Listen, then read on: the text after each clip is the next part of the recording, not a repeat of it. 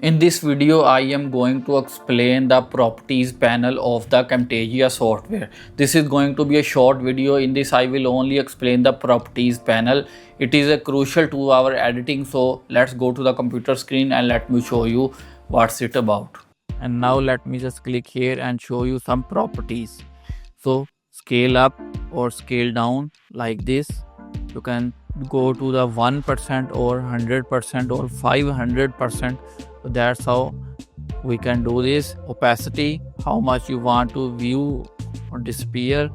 Rotation, all the options are here. Position, you can edit position. For example, let me write 50 here, and it moved right to. You can edit its width and height and skew like this if you want to. Sometimes we need to do this, but this option skew is not used very much. For example, you have messed this video. Now we want to get the original video back. What you need to do is click on here, and now you can see everything is back to normal.